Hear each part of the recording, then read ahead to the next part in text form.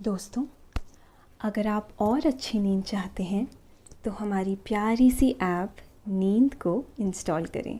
इस ऐप पर आपको एक्सक्लूसिव स्लीप स्टोरीज़ मिलेंगी और आप बिना यूट्यूब प्रीमियम के भी इन स्टोरीज़ को बैकग्राउंड में सुन सकेंगे।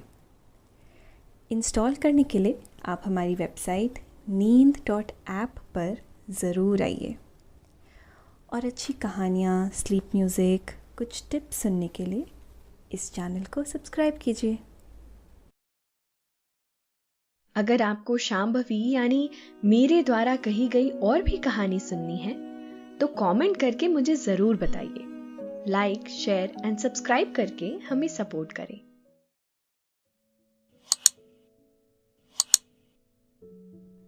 नमस्कार, मैं हूं शांभवी और आज मैं प्रस्तुत करती हूं एक खूबसूरत स्लीप स्टोरी। ये कहानी आपको एक अनसुने प्रसंग से अवगत कराएगी। एक कहानी ऐसी भी है जिसके बारे में आज तक किसी को नहीं पता। आज हम आपको रामायण काल के एक ऐसे प्रसंग के बारे में बताने जा रहे हैं जिससे यह पता चलता है कि रावण कितने निष्ठावान पुरुष थे। बहुत कम लोग यह बात जानते हैं कि श्री राम ने युद्ध से पहले समुद्र तट पर रामेश्वरम की स्थापना की थी। उस शिवलिंग की स्थापना के लिए प्रभु राम को कोई योग्य पंडित नहीं मिल रहा था। जामवंत को यह काम सौंपा गया। उस समय पूरे पृथ्वी पर रावण जैसा योग्य पंडित और आचार्य कोई नहीं था। इसीलिए जामवंत रावण को आचार्य पद के लिए आमंत्रित करने लंका गए, जहां रावण ने आचार्य पद स्वीकार किया और सीता जी को लेकर पुष्पक विमान में युद्ध से भी पहले समुद्र पार करके भारत आए। आगे क्या होता है, आइए जानते हैं आज की कहानी में। लेकिन पहले आप अपने आसपास की सारी लाइट्स ऑफ कर लीजिए। आराम से लेट जाइए। अपनी आंखें धीरे धीरे बंद कर लीजिए। अब थोड़ा सा अपने शरीर को आराम दीजिए। थोड़ा और आराम दीजिए। अपने शरीर को बिल्कुल ढीला छोड़ दीजिए।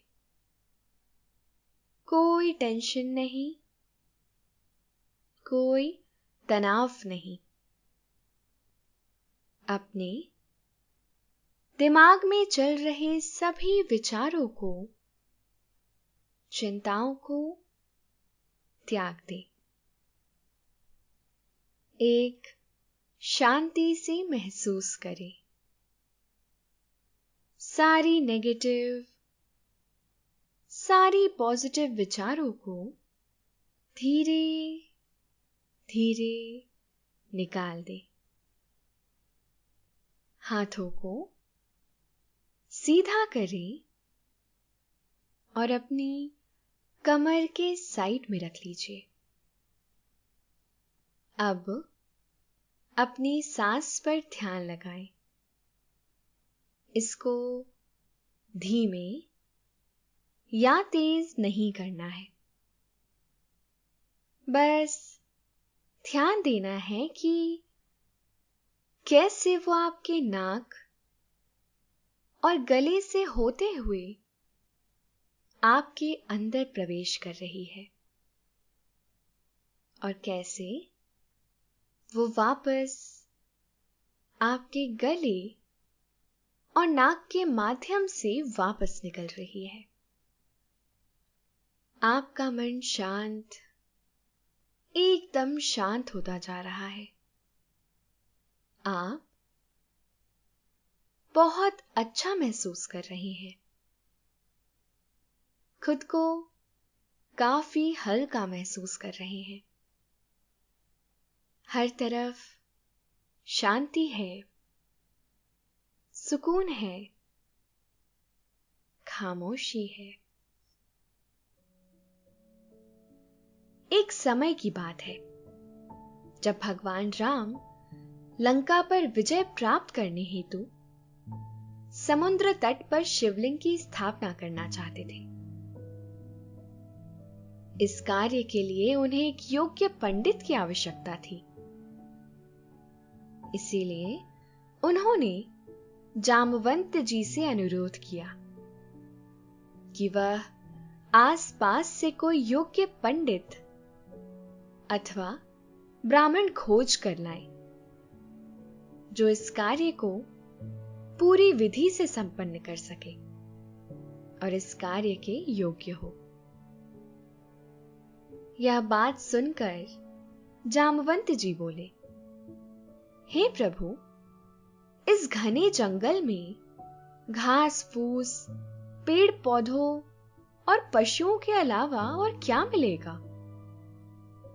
श्री राम बोले, जामवंत जी, इस पूजा के लिए हमें ऐसा पुरोहित चाहिए जो वैष्णव और शैव दोनों परंपराओं में भली भांति निपुण हो। जामवंत जी ने कहा, हे प्रभु राम, ऐसा तो इस संसार में केवल एक ही व्यक्ति है, परंतु दुर्भाग्य की बात है कि इस समय वह हमारा शत्रु है। वह पूल सत्य ऋषि का नाती है, महान शिव का भक्त है और वैष्णव भी है। यह सुनते ही श्री राम जी ने जामवंत जी से अनुरोध किया कि आप जाएं और रावण को किसी भी प्रकार पुरोहित पद का निमंत्रण दें। श्री राम से आज्ञा लेकर जामवंत जी रावण को निमंत्रण देने लंका की ओर चल दिए, क्योंकि उस समय केवल रावण ही उस पद को संभालने के योग्य था। केवल वही एक व्यक्ति था जो उस काल में महापंडित और महाज्ञानी था, चारों वेदों का ज्ञाता था और एक महान शिव भक्त था।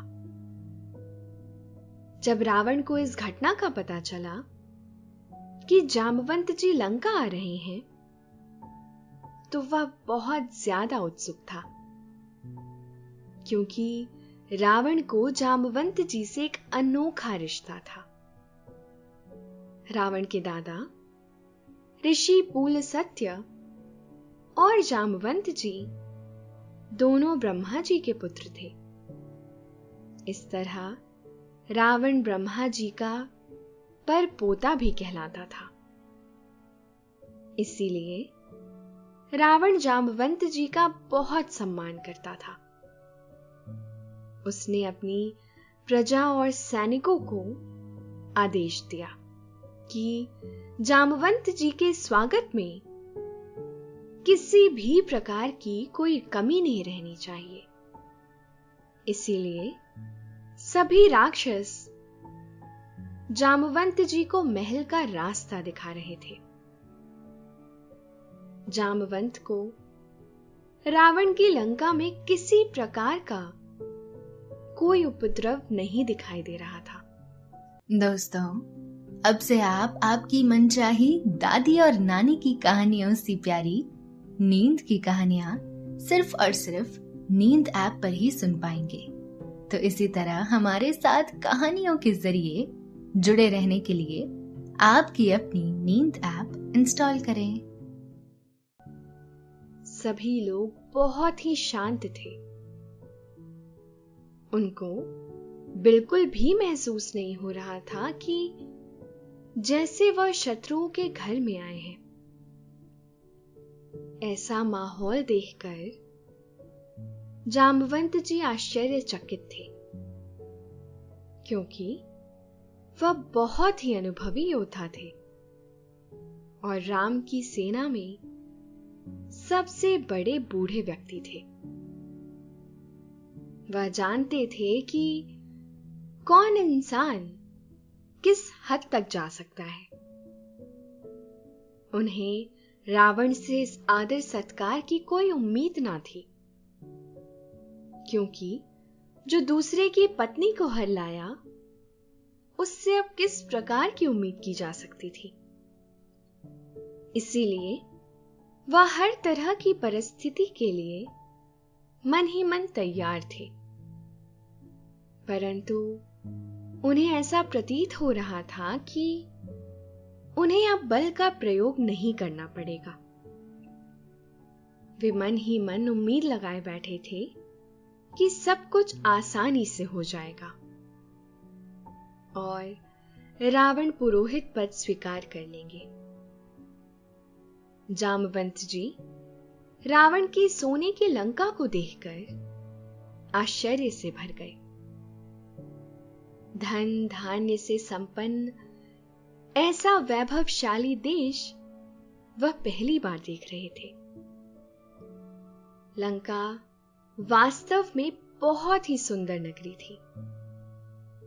मार्ग में जगह जगह लोगों के आराम के लिए सुंदर उपवन और बाग बने हुए थे, जिनमें रसीले फल लटक रहे थे। कोई भी उन्हें खाकर अपनी प्यास और भूख भी शांत कर सकता था। जगह जगह पानी की व्यवस्था थी। सब कुछ बहुत ही उत्तम ढंग से किया हुआ था। ऐसा राज्य बनाना किसी के लिए सपने में भी असंभव था, जिसे रावण ने अपने जीवन काल में साकार किया था। परंतु वह अपने जीवन की सबसे बड़ी भूल कर बैठा, जब उसने यह सोने की लंका भगवान शिव से दान में मांग ली और माता पार्वती रावण से रुष्ट हो गई। बस तभी से उनके उल्टे दिन शुरू हो गए। लंका का वातावरण बहुत ही रमणीय था। वहां जगह जगह पर शिवालय बने हुए थे। शिव जी के इतने मंदिर पहली बार किसी राज्य में दिखाई दे रहे थे। रावण की सोने की लंका सूर्य का प्रकाश पड़ते ही किसी मणि की तरह चमक रही थी। उसकी चमक सारे वातावरण को रोशन कर रही थी। वनों और उपवनों में तरह तरह के रंग बिरंगे फूल खिले हुए थे, जो मनमोहक सुगंध वातावरण में फैला रहे थे। जब जामवंत जी लंका की गलियों से होकर गुजर रहे थे, तो लोग बाग उनके बलिष्ठ शरीर को देखकर आश्चर्यचकित हो रहे थे। इतनी लंबी बलशाली कद काठी के स्वामी जामवंत जी किसी भी सूरत में कुंभकर्ण से कम नहीं दिखाई पड़ते थे। उनकी लंबाई कुंभकर्ण से बस थोड़ी सी ही कम थी। वह बहुत ज्यादा बलशाली और कई शक्तियों के स्वामी थे। रावण की प्रजा को थोड़ी सी चिंता भी थी कि कहीं ऐसा ना हो कि जामवंत जी हमें कुछ नुकसान पहुंचाए, क्योंकि वह लोग पहले से ही यह बात जानते थे कि जब हनुमान जी आए थे तो पूरी लंका को जलाकर चले गए थे। अब कहीं जामवंत जी कोई उत्पात मचाने तो नहीं आए, ऐसा सबको शक हो रहा था। परंतु जब जामवंत जी लंका के दरबार में पहुंचे और रावण ने दंडवत होकर जामवंत जी को प्रणाम किया और उनसे आशीर्वाद लिया, तो सब लोग आश्वस्त हो गए और खुशियां मनाने लगे। रावण ने बहुत ही सम्मानपूर्वक जामवंत जी का अपने दरबार में स्वागत किया और उचित आसन देकर बिठाया। रावण ने जामवंत जी से लंका आने का कारण पूछा। जामवंत जी ने कहा, हे महाज्ञानी रावण, आप तो चारों वेदों के ज्ञाता हैं और एक महान शिव भक्त पंडित हैं। मैं आपको पुरोहित पद के लिए निमंत्रण देने आया हूं। मेरे यजमान एक बहुत ही महत्वपूर्ण विशेष कार्य के लिए एक यज्ञ करना चाहते थे। रावण ने तुरंत उत्सुकतावश प्रश्न किया, हे जामवंत जी, पहले आप यह बताएं कि आपके यजमान कौन हैं? तभी जामवंत जी ने उत्तर दिया, मेरे यजमान रघुकुल शिरोमणि प्रभु श्री राम हैं, जो अयोध्या नरेश दशरथ जी के पुत्र हैं और एक विशेष कार्य के लिए भगवान शिव के एक शिवलिंग की स्थापना करना चाहते हैं। इसी कारण एक यज्ञ करना चाहते हैं। रावण ने पूछा, क्या मैं पूछूं कि यह यज्ञ लंका पर विजय प्राप्त करने के लिए किया जा रहा है और कहीं वह बड़ा काम लंका विजय तो नहीं? तभी जामवंत जी ने उत्तर दिया, जी हां, आपने ठीक समझा। वह लंका विजय के लिए ही यज्ञ कराना चाहते हैं। जामवंत जी ने कहा, यह वही श्री राम है जो महाराज दशरथ जी के पुत्र हैं। वही महाराज दशरथ जिन्होंने गाय को शेर से बचाने के लिए अपने महल में बैठे बैठे एक घास के तिनके को अस्त्र बनाकर प्रयोग किया और गाय को इतनी दूर वन में शेर से बचा लिया। यह वही महाराज दशरथ के पुत्र हैं जिन्होंने देवता और असुर के संग्राम में आदि काल में मंदराचल पर्वत को अकेले ही घुमा दिया था और देवताओं की सहायता की थी। कुल मिलाकर जामवंत जी रावण को रघुकुल का बल दिखाना चाहते थे, इसीलिए ऐसी बातें याद दिला रहे थे। रावण भी रघुकुल के वीर योद्धाओं की गाथा से परिचित था, इसीलिए रावण ने सर हिलाकर हामी भरी और पुरोहित पद स्वीकार कर लिया। जामवंत जी ने तब रावण से पूछा,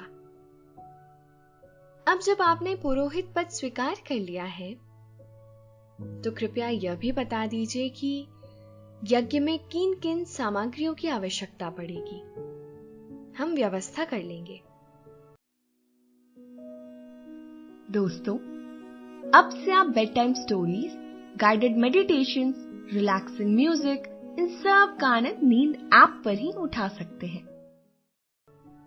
तब रावण ने कहा, जब यजमान वनवासी हो तब सामग्री की व्यवस्था करने का सारा काम स्वयं पुरोहित का ही होता है, इसीलिए आप चिंता ना करें, मैं सामग्री अपने साथ लेकर आऊंगा।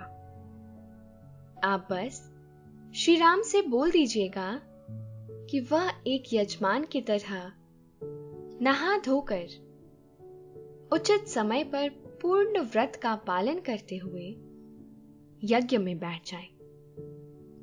रावण ने कहा, जामवंत जी, एक बात तो बताइए, आपको इस तरह शत्रु की लंका में आने में डर नहीं लगा? मैं तो आपको बंदी भी बना सकता हूं। तब जामवंत जी ने हंसते हुए उत्तर दिया, रावण, श्रीमान लक्ष्मण पाशुपता शास्त्र का अनुसंधान करके पूरी तैयारी के साथ अपने आसन पर अडिग बैठे हुए हैं। अगर कुछ भी अनहोनी होती है तो फिर क्या हो सकता है, आप स्वयं जानते हैं। और इस समय मेरे पास एक ऐसा यंत्र है कि मेरे साथ यहां जो भी हो रहा है, श्री राम और लक्ष्मण वहां बैठकर सब कुछ सुन रहे हैं और देख रहे हैं। इसीलिए आप चिंता ना करें। जामवंत जी राम जी के कहे अनुसार उनको निमंत्रण देकर वापस आ गए और सारा हाल श्री राम को सुनाया। राम जी की सेना को भी आश्चर्य हो रहा था कि अहंकारी रावण ने किस प्रकार यह प्रस्ताव स्वीकार कर लिया। किसी को कोई भी उम्मीद न थी। बस सब लोग प्रयास कर रहे थे कि अगर रावण भी यह पद स्वीकार कर ले तो बहुत अच्छा हो, क्योंकि एक महान शिव भक्त के हाथों अगर शिव जी की पूजा होगी तो यज्ञ का फल श्री राम को जरूर मिलेगा। इसी कारण उन्होंने रावण को पुरोहित के रूप में चुना था। रावण एक महान शिव भक्त था और भगवान शिव के पूजन की सभी विधियां जानता था। वह भली भांति जानता था कि भगवान शिव को किस प्रकार प्रसन्न किया जा सकता है और उनकी कृपा प्राप्त की जा सकती है। रावण द्वारा यज्ञ संपन्न करवाना इस बात का सूचक था कि श्री राम की विजय निश्चित है। रावण चारों वेदों के ज्ञाता थे, इसीलिए वे जानते थे कि शास्त्रों के अनुसार कोई भी यज्ञ बिना पत्नी के पूर्ण नहीं हो सकता। इसीलिए वह श्री राम की अर्धांगिनी सीता के पास भी गए। उन्होंने बताया कि श्री राम एक बहुत बड़ा यज्ञ करने वाले हैं और उन्होंने पुरोहित पद के लिए मुझे आमंत्रित किया है। इसीलिए मेरा कर्तव्य है कि उनकी पत्नी को उनके साथ यज्ञ में बिठाकर पूजा संपन्न कराऊं। इसीलिए तुम उस यज्ञ में बैठने के लिए तैयार हो जाओ और जाकर इस पुष्पक विमान में बैठ जाओ। लेकिन ध्यान रखना, तुम वहां भी एक प्रकार से मेरी कैद में ही रहोगी। सीता ने कहा, जिन्हें मेरे पति ने पुरोहित रूप में चुना है वह मेरे भी आचार्य हुए, इसीलिए मैं आपको सिर झुकाकर प्रणाम करती हूं। रावण ने भी अपनी मर्यादा का पालन करते हुए सीता को सौभाग्यवती होने का आशीर्वाद दिया। इसके बाद रावण पुष्पक विमान में सवार होकर आकाश मार्ग से होते हुए लंका के दूसरे तट पर पहुंचे। श्री राम और लक्ष्मण ने पूरी वानर सेना के साथ आचार्य रावण को प्रणाम किया। रावण ने सभी का प्रणाम स्वीकार किया और दीर्घायु होने का आशीर्वाद दिया। सीता जी पुष्पक विमान में ही बैठी हुई थी। तब कुछ देर बाद श्री राम ने हनुमान जी को शिवलिंग लाने के लिए कैलाश पर्वत पर भेजा। पूजा में बहुत विलंब होने लगा, इसीलिए रावण ने कहा कि अब और विलंब नहीं कर सकते और अंगद को कहा कि तुम जाकर पुष्पक विमान में बैठी सीता को सम्मान सहित यहां लेकर आओ। सब लोग आश्चर्यचकित हो रहे थे। सब लोग आश्चर्यचकित रह गए कि सीता पुष्पक विमान में रावण के साथ आई है। रावण के कहे अनुसार अंगद कुछ लोगों के साथ गए और सीता जी को सम्मान सहित यज्ञ स्थल पर ले आए। सीता जी ने सभी को प्रणाम किया और अपने हाथों से समुद्र की बालू का इस्तेमाल करते हुए एक सुंदर सा शिवलिंग बनाया। रावण ने उसी शिवलिंग का यज्ञ किया और पूजा की।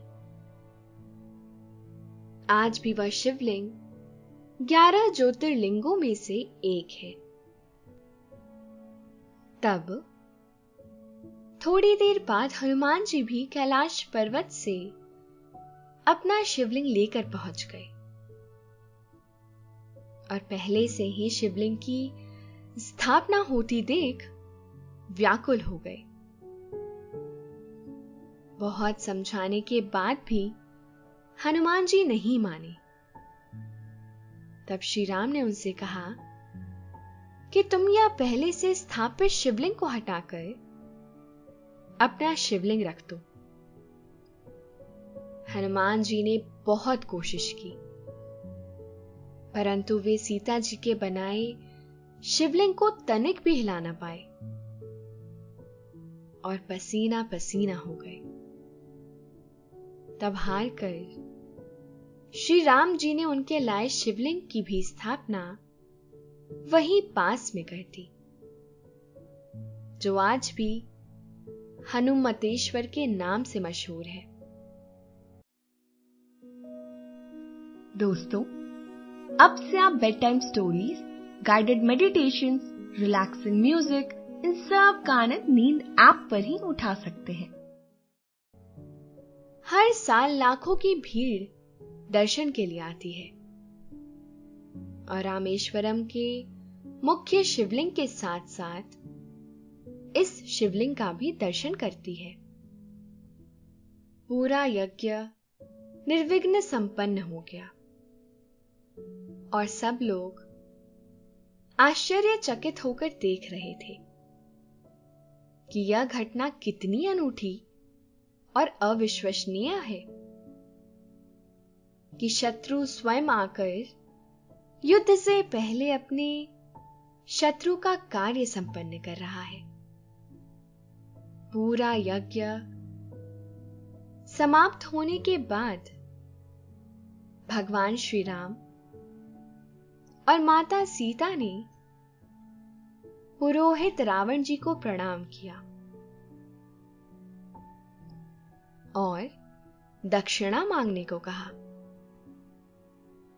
रावण ने कहा कि आप इस समय एक वनवासी हैं, इसीलिए मैं अपनी मर्यादा के अनुसार दक्षिणा नहीं मांग सकता। तब राम जी ने कहा कि अगर आप दक्षिणा नहीं मांग सकते तो हमें कृपा करके पहले ही बता दीजिए, ताकि हम आपकी दक्षिणा का पहले से इंतजाम कर सकें और समय आने पर आपको दक्षिणा दे सके। तब रावण ने कहा कि मैं बस इतना मांगता हूं कि जब मेरा अंतिम समय आए तो मेरे यजमान यानी कि आप मेरे सामने खड़े हो। इतना कहकर रावण माता सीता को पुष्पक विमान में लेकर वापस लंका की ओर उड़ गए। धन्यवाद। तो दोस्तों, ये थी आज की कहानी, शिव भक्त रावण। आशा है आपको आज की यह कहानी अच्छी लगी होगी। आपने यह कहानी सुनी, अब आपको अच्छा लग रहा है और समय हो गया है आपके सोने का। अब आप धीरे धीरे नींद की ओर बढ़ते जा रहे हैं और नींद आपको अपनी आगोश में समाती जा रही है, समाती जा रही है। शुभ रात्रि।